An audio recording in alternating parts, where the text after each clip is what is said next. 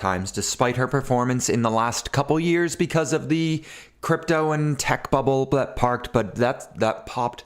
That's all aside. She is applying for an Ethereum spot ETF, which is going to be massive. However, it's almost 100%. I'd say it's 98.6% likely that this gets denied. There's very, very, very little shot that this actually has of going through. We already have ETFs. I know people are like, but there's already an ETF. What do you mean this is going to be groundbreaking? That is a futures ETF, which, if you've been paying any attention to the crypto market lately, you know that BlackRock and Cathie Woods and there's actually like 7 different applications for Bitcoin spot ETFs. The difference between a spot ETF and a futures ETF is that futures are derivatives of the actual spot Bitcoin, right? It's a contract, it's an IOU, it's an agreement between parties to transact on the underlying asset. That's all derivatives are, options, futures. My brain's gapping on what most of the derivatives are, but options and futures are just derivatives. They are deriving their value from an underlying. The spot ETFs are where you actually trade back and forth the direct underlying asset. So we just got a bunch of delays from BlackRock's Bitcoin ETF, which I called perfectly. I literally named it exactly. And now ARK is applying for an Ethereum spot ETF, which is going to be massive. Whenever this goes through, because I do believe that Ethereum's ETF will eventually go through and be on the market. I just don't think it's going to happen anytime soon. This will open the floodgates for institutions and for individuals who do not want to get into crypto the convoluted way of downloading a MetaMask or getting a ledger.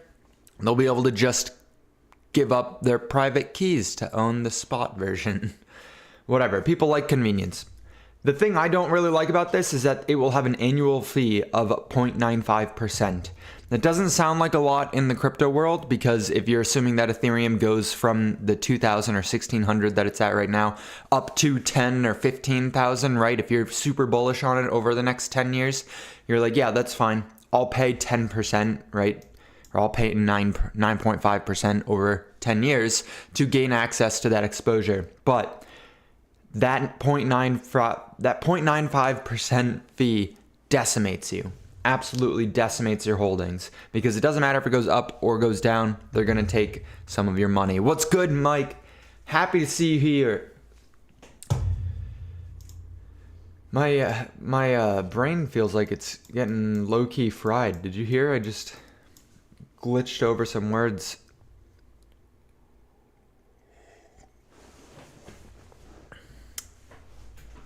So that was the only news that I really saw this morning. Cardano introduces new technology. They are upgrading their stablecoin DGED, which is good. I haven't looked into it, but it needs a little bit of an upgrade. I don't like the idea of an algorithmic stablecoin. I think a lot of people are traumatized. It looks the exact same as Luna, just with an extra couple steps. Solana still with their Visa partnership. Let's see if anything new is coming out here. Shibarium. Crypto Chaos sent me a very interesting article. You guys are familiar with Chaos over on, it's the dormant tumor, probably. Oh my god, that's actually wicked funny. Crypto Chaos sent me a article showing how Shiba Inu members and like the founders of Shiba Inu and Vitalik himself were directly connected to the CCP, which was a very interesting read. I don't think it's groundbreaking news, though. There's kind of been a lot of little hinting moments towards that, and it ultimately doesn't change Ethereum at all. It might change Shiba Inu, but I never liked Shiba Inu to begin with, so that's irrelevant to me. It's just exciting, right? XRP shatters volume record as major stakeholders make waves. You guys just see they locked up 800 million coins again. You know, every month 1 billion coins come out of circulation for XRP, and then they lock up whatever they don't sell. Generally is around 800 million. Hi, bird. You want to come up?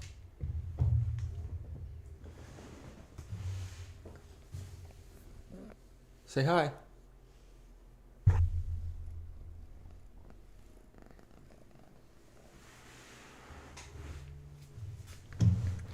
I do want to say, okay, we're going to come back here to Jonathan's call yesterday.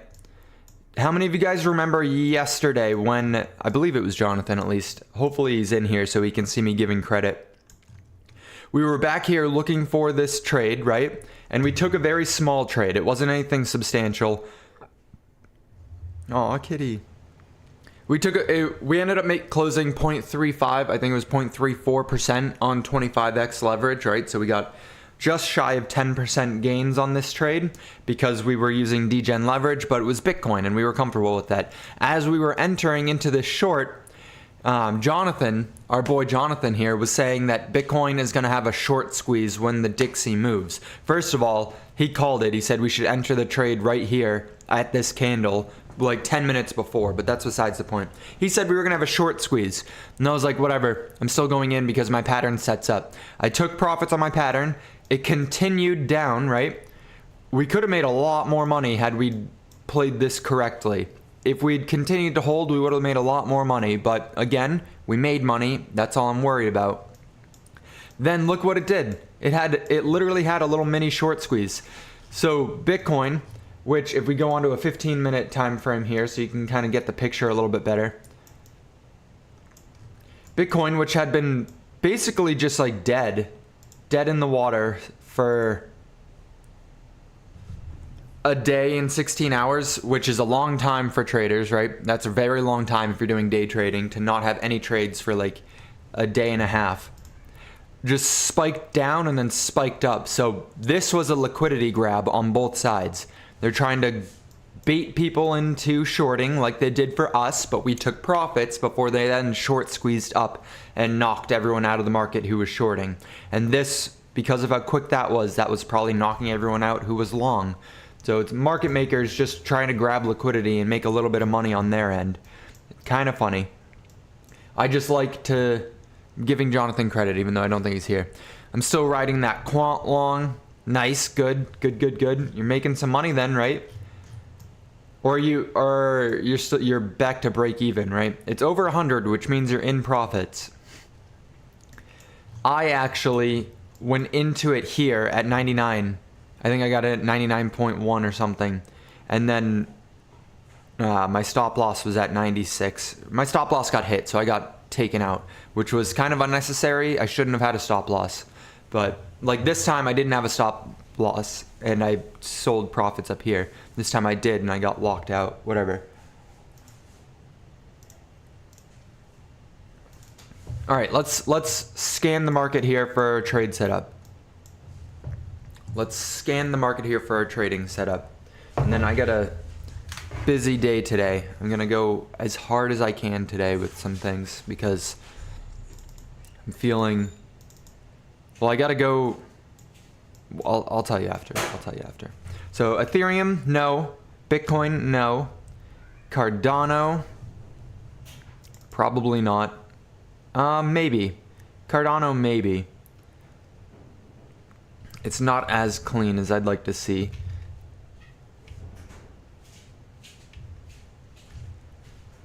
H-bar? H-bar could.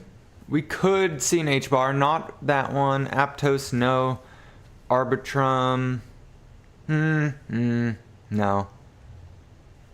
BNB, that's unfortunate. They had to change of direction. It would have been a nice long position earlier. Aave, nah.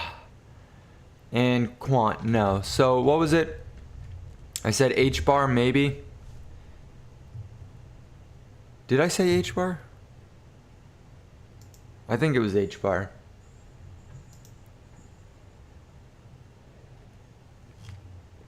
I don't think there's anything that's setting up nicely for today, which is the unfortunate reality of the trading scenario, right? Not every day is going to be a good day for trading. But we do have a lot of things to talk about. Many topics. Yes, okay. We will watch. We'll keep H-bar up on the screen. If you guys want to take it, we can take it. But it doesn't look like it's as clean of a setup. If we get up here to 0.4902, give or take, I'll be interested to watch if we have a reversal. If we see that reversal, I'll probably hop on. Let's see if it's, yeah, it's a 1% trade, so it hits our standards there. This weekend I'm going back home to Massachusetts. So living in Florida, living in here for about a year now, which has been wonderful. A lot of things have happened, but I'm going back home for my college reunion. It's just a yearly thing that my college roommates and I do. We go and get shit-faced and roam around the bars with a bunch of college students. Sounds a lot stupider than it does. I'm excited for it. It sounds a lot dorkier, a lot stupider, because we stay in one of the hotels that was converted into a dorm room back when we were in school. So my sophomore year, I stayed in the hotel for the entire year because they didn't have enough housing. And so we go to that hotel and we spend a night in that hotel, and we just relive the glory days, which weren't that glorious because I was getting shit-faced every single night. That's besides the point. I went on a little tangent there. I'm leaving Saturday, so I got to go hard today and tomorrow getting things ready because I feel like I continuously have little obstacles that prevent me from actually moving along in my business, in my company here, in my building of a brand. And so I'm motivated as hell today and tomorrow to just like do something. I don't know. I want to create a little cult.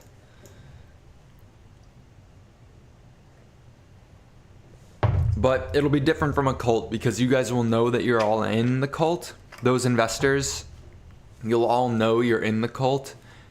And I won't make you leave your families. I won't take your financial stuff, right? It'll be a little bit different than a cult, but with the like community aspect of cult.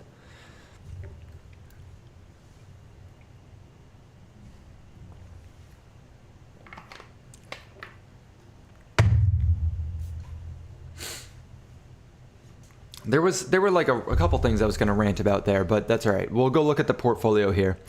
So I'm getting a little bit antsy with this portfolio because over the last month, we've actually gone nowhere. If you look, the price of it right now, 612 on 9/7 is basically the same as it was ending July here. Or June, ending June. So we got a month and a half, all of August was wiped out just by this little pullback. We still have $83 in cash. I'm just a little bit annoyed with myself for having not taken profits on any of these pumps. So when Data Lake pumped, when H-bar was up high and Saucer Swap, when these three had pumped, I toyed with the idea of taking profits because up here I was up 80% on the position, and I was like, I should lock in a little bit of the money here. But how can I word this correctly? For me personally, it's extremely easy to identify mispriced assets on the downside. I know when something's undervalued, and I'm very, very good at picking that out. I might be early occasionally and I might hold on to it for a little bit, but it's like very easy for me to tell when something is a good buy. It is more difficult, it's trickier to tell when something's a good sell. So I toy with the idea of selling up here. I think I need to rely on social signals a lot more, but then it makes me feel like I'm dumping into the community. Like, no offense, this is just me expressing it to you guys, okay? I was telling everyone that I was buying Data Lake back here at the beginning of August. And we had a classroom on it. We bought some Data Lake. I went over the tokenomics. I went over all of it and expressed to you guys that it was a good idea. And then when it got up here, everyone was trying to jump into it and everyone was asking, what is Data Lake? Where's the classroom on it? How can I learn about it? And that is the sign that it's time to sell. People on social media as well were starting to talk about Data Lake a little bit. I saw tweets in my timeline about Data Lake a little bit more, where I just didn't see them at all before. So that is a sign that it's time to sell. When the social sentiment shifts a little bit, when people get super eager to learn and get into it, it's a sign. And it's just difficult for me because like I don't want to sell mine. I don't want to be like, yeah, you can go look. This is how you can This is how you buy Data Lake. Let me go sell mine to you and take profits on you and then have it go down. Even though it is just as likely that it continues going up as it is that it goes down.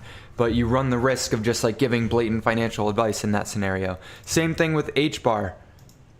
Okay?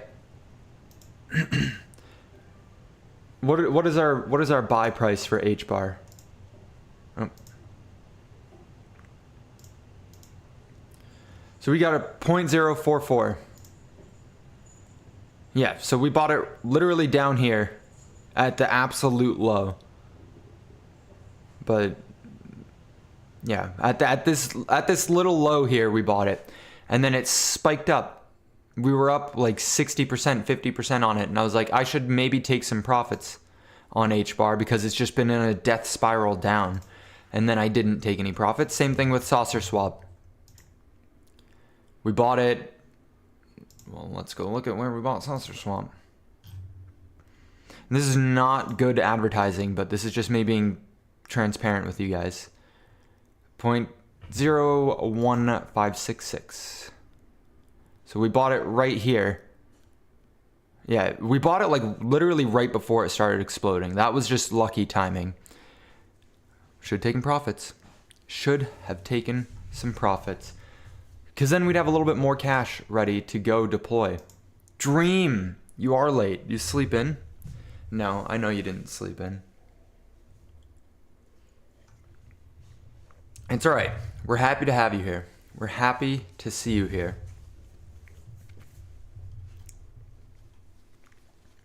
Kaspa is one that I'm going to buy some more of today. Even though we're up 50% on it. I think it had its breakout. It had the breakout that we were kind of waiting for confirmation that it would continue up. So on the daily here. I was personally getting nervous as we continued to trend down. And so we had that break up out of trend yesterday. And even though it was a massive day yesterday, it's telling me that like this is probably a decent time to enter. We're having a slight pullback on it. Even though it is technically getting rejected. I do think that was a bullish breakout yesterday. What the hell? Why is everyone late, Johnny? Welcome. Crypto Dream was cooking. Cooking up what? Cooking up... Never mind. Food, making homemade ultimate meat and cheese breakfast burritos based on the Sonic menu item. God damn, dude. You were chefing it up at like 8:30 in the morning, 9 o'clock in the morning. I love it. That's awesome. I'm gonna go make breakfast shortly after this. I literally rolled out of bed. I was exhausted today.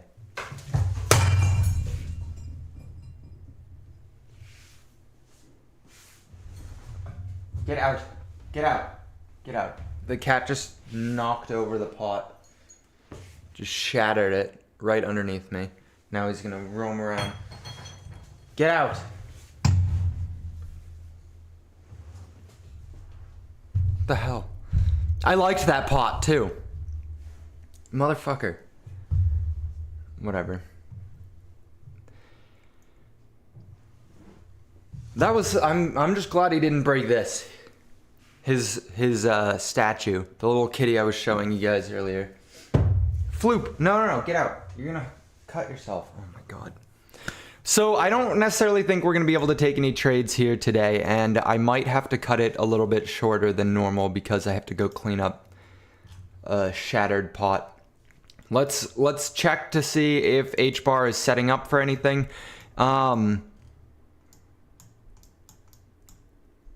Yeah, I think you could have made an argument that this was a good spot to short, but it didn't have the 1% target that we were looking for. Even if you timed it to the exact peak, which none of us would have, you'd barely get the 1%. The RSI was not really showing that it was in our favor, and we weren't up to the middle VWAP, so there was no reasoning for me to feel confident entering into this. If we take a U-turn here, if we bounce back up to the VWAP, I think that'll be a good point to enter. I'll be interested and watching to enter that. Let's check out Bitcoin on a longer time scale and we'll give my 2 cents on where we're going. Gives me time to go and watch the CKP. Hell yeah. Go let me know what you think about it. My brain was a little bit scattered on that too. It might be indicative of just needing a little bit of a break. I know that I took a break from making content for all of you guys, but for the last 6 or 7 weeks, I have been 24/7. It's been no days off. Like not even a day on the weekend to go like do something else, because the weekends we've been renovating the condo. So it's been, for the past like 7 weeks or whatever, it's been 7 days a week of just full 8 to 12 hour days. But it's been a switch up, so I thought that was going to be good enough, but I think my brain is getting a little bit fried. Yeah, Bitcoin currently speaking on the daily, right? So we'll zoom out a little bit further. I know all of you guys have probably seen a bunch of people talking about where Bitcoin is going, but why not throw my own 2 cents into the mixture as well? We'll pull up the rainbow chart too while we're at it, because I love the rainbow chart. Where's the CBBI?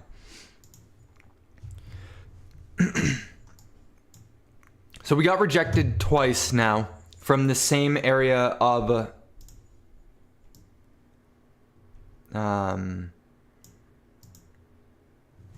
what the hell? Confrontation, confliction, contestion. The same area of contestion. So it was support many times. 1, 2, 3, 4, 5. And then it broke through, and now it's been resistance twice. So it's a major area of contention. We're going to be watching it for quite some time. At least probably for the next like 6 months, 6 to 8 months, I think that this 30,000 region is going to be a major area of contention, plus or minus $2,000, because what's $2,000 to Bitcoin?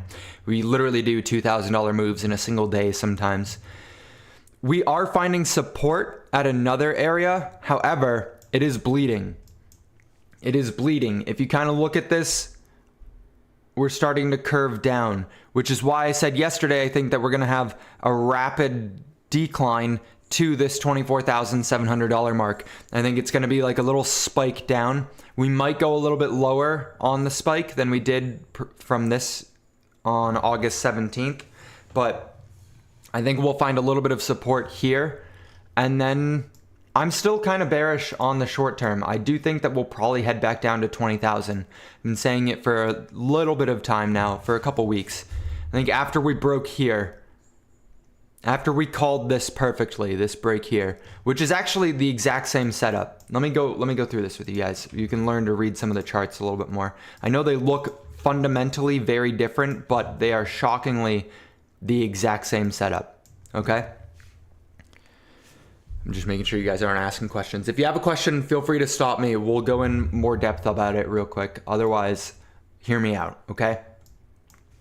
This area right here is the exact same thing as this right here, which is why I believe that we're gonna head down even further.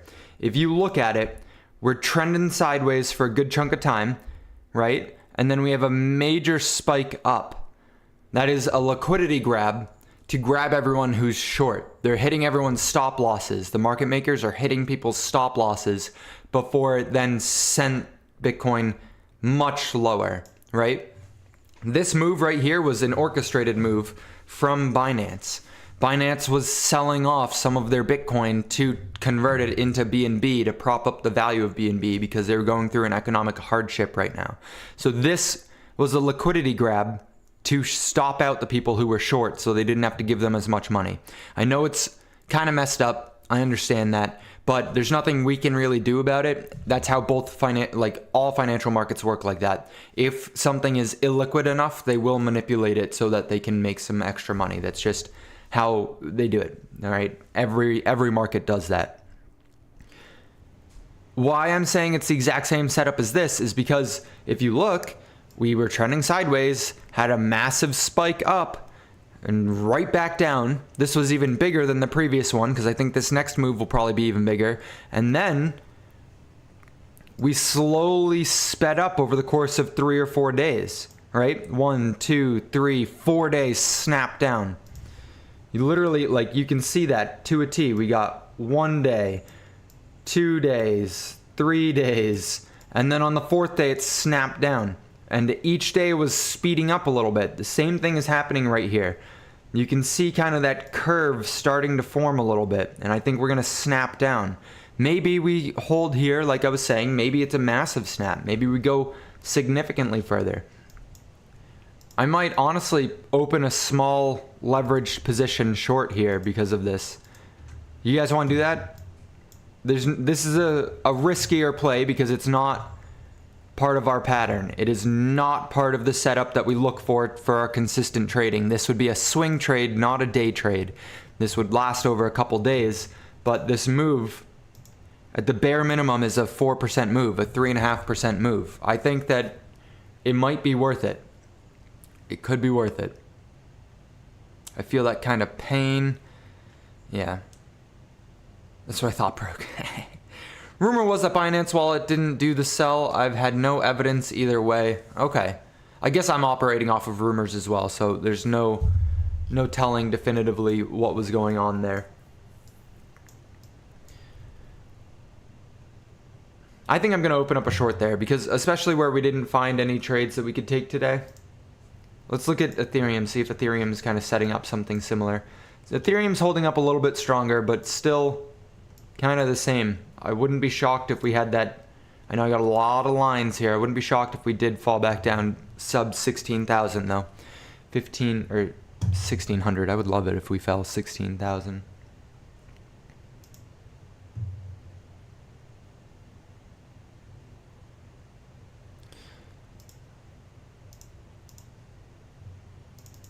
Anything? Yeah. All right. Cool. I'll be watching HBAR for a little bit longer. Your time's your most valuable asset. Hopefully this was worth investing into. I gotta go clean up a shattered pot and then put the cats in timeout. I'll see you guys